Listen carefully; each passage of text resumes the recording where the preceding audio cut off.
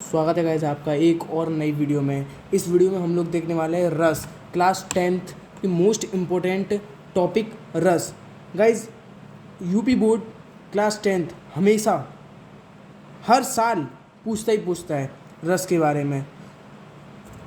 रस की परिभाषा: काव्य को पढ़ने, सुनने या उस पर आधारित अभिनय देखने से मन में जो आनंद प्राप्त होता है उसे रस कहते हैं।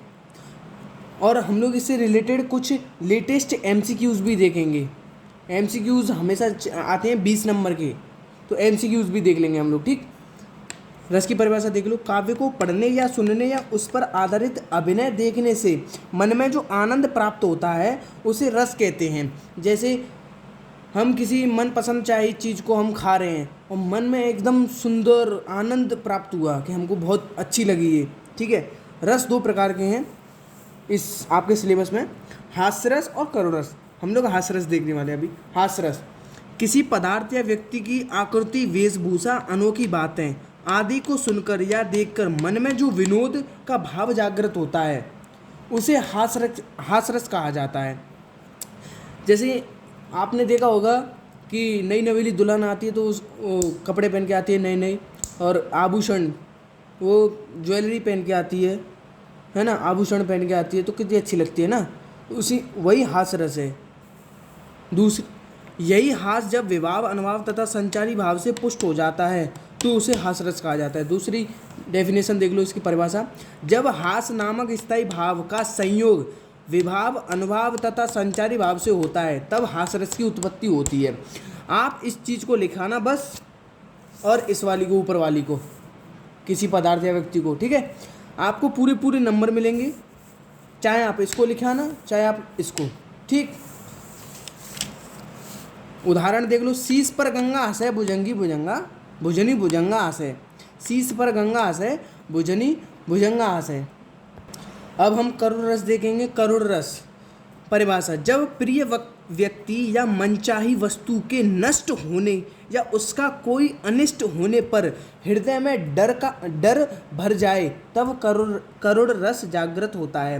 जब कोई आपका प्रिय व्यक्ति आपसे दूर चला जाए, ठीक है, कोई प्रिय वस्तु आपसे दूर चली जाए, वहाँ करुण रस होता है। हृदय में डर भर जाए, मन में डर भर जाए, ठीक है, वहाँ करुण रस होता है। या जब शोक नामक स्थायी भाव का संयोग विभाव, अनुभाव तथा संचारी भाव के संयोग से करुण रस की उत्पत्ति होती है। ठीक, उदाहरण देख लो। मेरे हृदय में हर्ष हा, अभिमन्यु अब तू है कहाँ।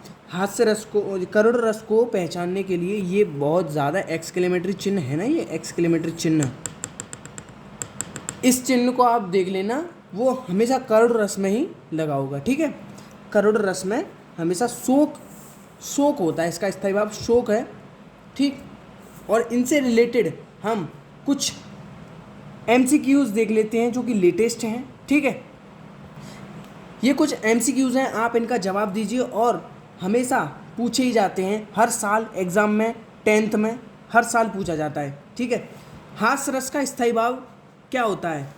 हास्य रस का स्थायी भाव क्या होता है? उत्साह, हास, आश्चर्य, रति।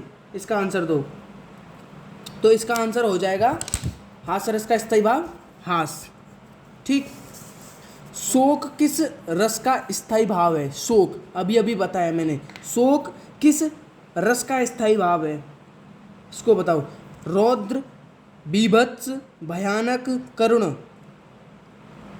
रौद्र, बीभत्स, भयानक, करुण, तो करुण रस।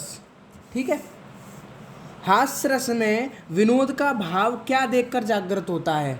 हास्य रस में विनोद का भाव क्या देखकर जागृत होता है? अभी हमने पढ़ा है, किसी की आकृति, किसी की वेशभूषा, किसी की चेष्टा, उपयुक्त सभी।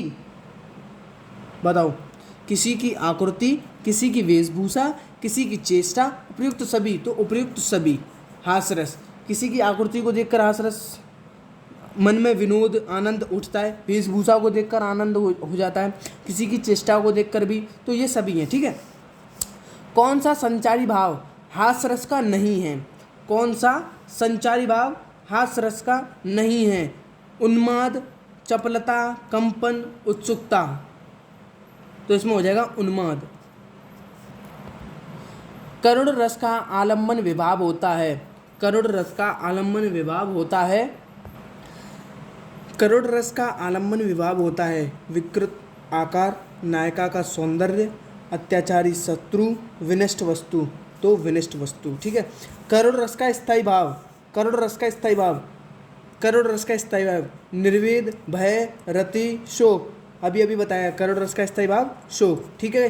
अगर ये वीडियो आपको अच्छी लगी हो तो हम लोग ऐसी ही इम्पोर्टेंट वीडियोज़ आपको प्रोवाइड कराएंगे, ठीक। Thank you.